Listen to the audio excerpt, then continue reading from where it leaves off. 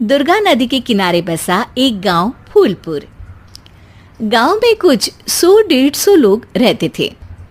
अंजलि, जो कि पास ही के जिले में रहती थी और 12वीं पास कर चुकी थी, उसके पिताजी ने बेटी को जल्दी विदा करने के लिए उसकी शादी फूलपुर गांव के मुकेश से करवा दी थी। मुकेश कभी स्कूल नहीं गया था और इस कारण वो पढ़ा लिखा नहीं था और बाकी गांव वालों की हालत भी मुकेश जैसी ही थी। मुकेश के घर में उसके माता पिता भी रहते थे। सासू माँ, मैं बाहर मंदिर तक जा रही हूँ, आधे घंटे में आ जाऊंगी। अरे अभी कहीं जाने की जरूरत नहीं है, चुपचाप जाके रसोई में रात के खाने की तैयारी करो।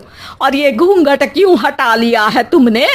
क्या पता नहीं कि इस गांव में औरतें बिना घूंघट के नहीं रहती? रात में अंजलि छत पर जाकर अपनी मम्मी से बात कर रही होती है। तभी गांव की 3-4 औरतें उसे देख लेती है और दरवाजे पर आकर उसकी सास से शिकायत करने लगती है। और क्या हुआ? अरे छत पे तो देखो, आपकी बहू मटक मटक के किसी से फोन पर बात कर रही है।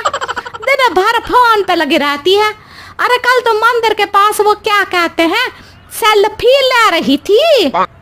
शहर की बहू रखना अच्छा शान की बात है, पर देखना इसके लक्षण से ये तो तुम्हारे परिवार को बदनाम ना कर दे। ये पहली बार नहीं था जब सास से गांव के लोगों ने अंजलि की बुराई या शिकायत नहीं की हो। अब तो ये रोज की बात थी। अंजलि ये सब सुन लेती है। जब वो नीचे जाती है तो मुकेश भी वहां आ जाता है। सास कहती है, बेटा, लोग घर आकर शिकायत करने लगे हैं बहू के कामों की, देख लो। पति हो, संयम से रखो इसे। माँ जी, मैं तो अपनी माँ से बात कर रही थी क्योंकि यहाँ कोई बात करने लायक ही नहीं है और अब मैं माँ के पास ही रहूंगी। वहाँ क्या रहना, वहाँ बाहर के लोग तो ठीक है पर घर के लोग भी इज्जत ना दे सके। अरे नहीं नहीं अंजलि, ऐसा नहीं है, धीरे धीरे सब ठीक हो जाएगा, तुम फिक्र ना करो। अरे बस कुछ बोलना ही नहीं है, सर पे चढ़ा रखा है बहू को। सास मुकेश की नरम बात सुन के वहां से मुंह चढ़ाकर चली जाती है। मैं तो कहती हूँ हम दोनों शहर चले जाते हैं। मैं पढ़ी लिखी हूँ, मुझे वहाँ नौकरी भी मिल जाएगी और थोड़े दिनों में आप भी वहाँ कुछ काम ढूंढ लेना। अरे नहीं नहीं अंजलि, हम यहाँ ना गांव का खेत, माँ पिताजी को छोड़कर शहर नहीं जा सकते। माँ पिताजी को कैसा लगेगा और गांव वाले क्या सोचेंगे? ये कहकर मुकेश सोने चला जाता है और अंजलि की गांव वालों द्वारा बुराई का सिलसिला बहुत दिनों तक चलता ही रहता है।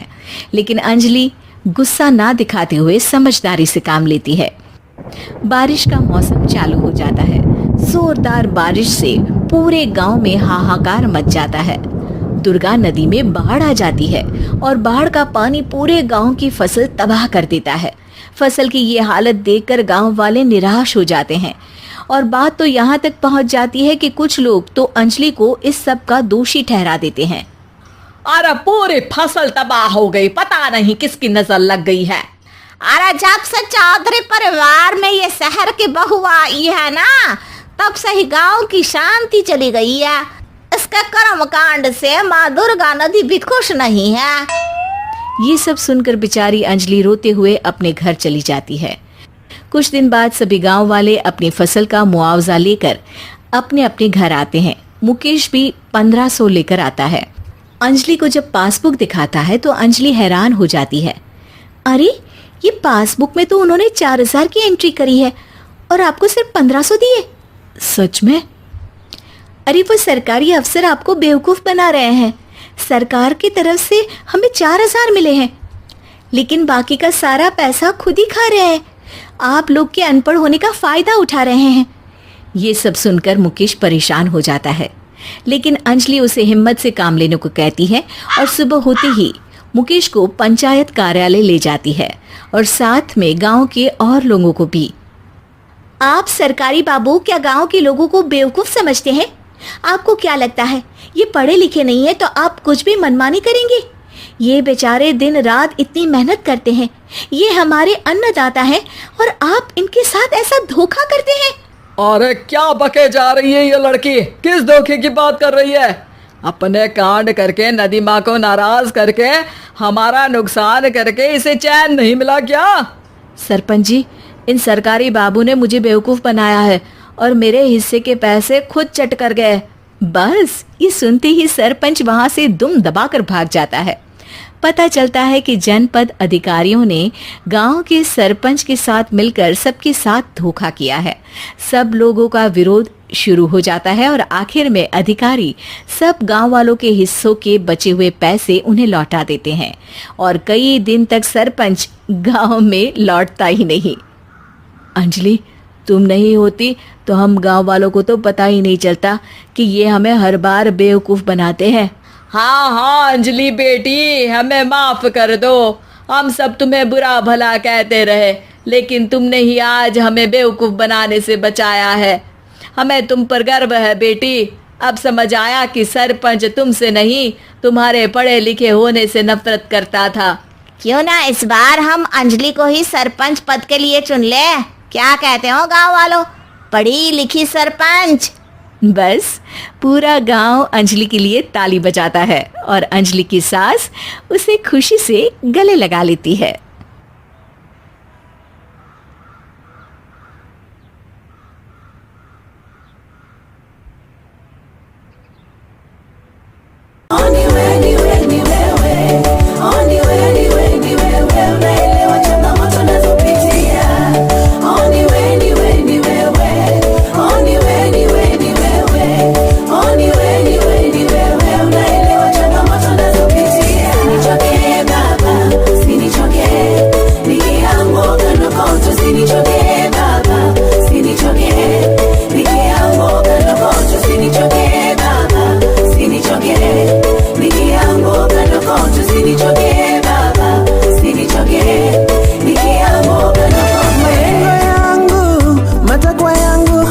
na nia zangu ni njema, ila ibilisi anakesha akiotea moyo wangu. Majaribu makali yanafanya imani yangu na yumba, na waumini wenzangu wananishutumu vikali, maneno yao yamefika kwenye koo.